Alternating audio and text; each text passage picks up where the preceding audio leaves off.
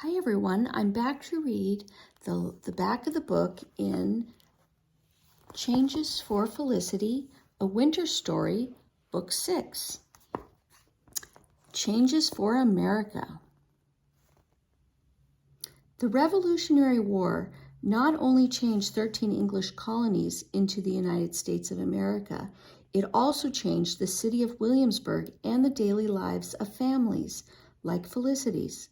Before the war, Williamsburg was a bustling center of politics, business, and fashion.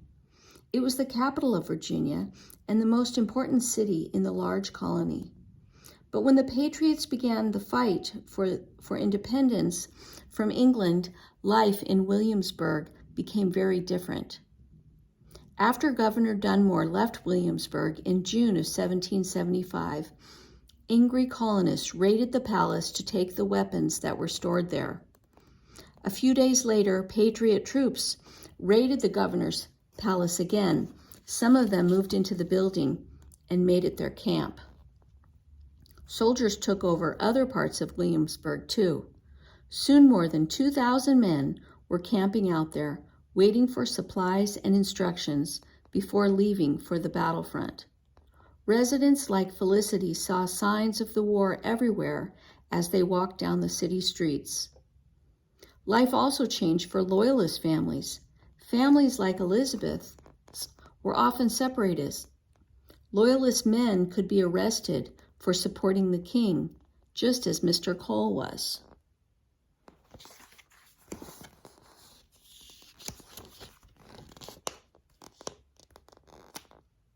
So many men went back to England or to places like New York City that had been captured by the English. Their wives and children stayed in Williamsburg to protect their homes and property from colonists who were angry at them for being loyal to the king.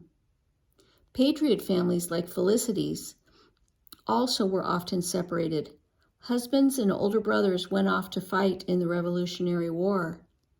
After they left, women like Mrs. Merriman and children like Felicity had more work to do.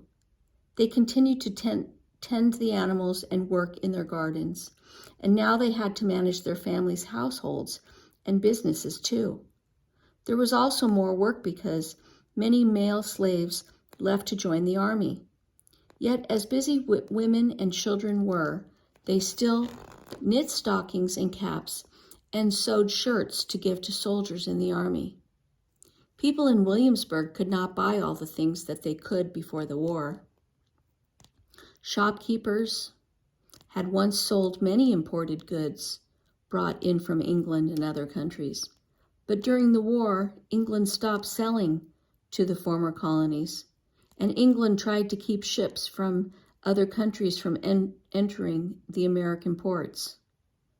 So people had a hard time finding imported goods such as chocolate, coffee, tea, china, and silk. As the war went on, people made many of the things they needed. Families drank homemade cider instead of coffee or tea. They made clothing from homespun cloth instead of imported cloth bought in stores. Like other Williamsburg women, Mrs. Merriman worried about being able to replace her children's clothing as it wore out. She used her sewing skills to take apart and remake clothing so that worn parts would not show. If a new piece of clothing was absolutely necessary, she used homespun cloth instead of fine silk or cotton. Families worried about the health and safety of their loved ones in the army. Mail was not delivered on a regular schedule during the war, so a letter from a soldier might take months to reach his family. People in Williamsburg and other communities shared whatever information they had about the war. Taverns where visitors from out of town stayed buzzed with news about the war.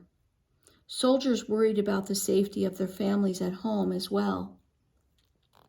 Williamsburg lies between the James and the York Rivers, and British raiders sometimes sailed up those rivers close to Williamsburg. In 1780, the capital of Virginia was moved from Williamsburg to Richmond. partly because people worried that Williamsburg might be attacked.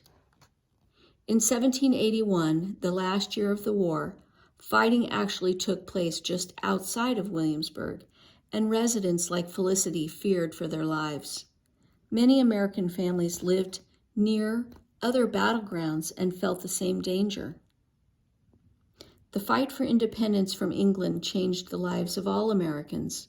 Nearly everyone suffered in some way, but people like the Merrimans learned to live with the difficulties. They looked forward to being together again when the war was over, as citizens of a new nation, the United States of America. And that is the end of Peek in the Past. And that's the end of our Changes for Felicity book and the end of our Felicity stories. I hope you liked them. Bye.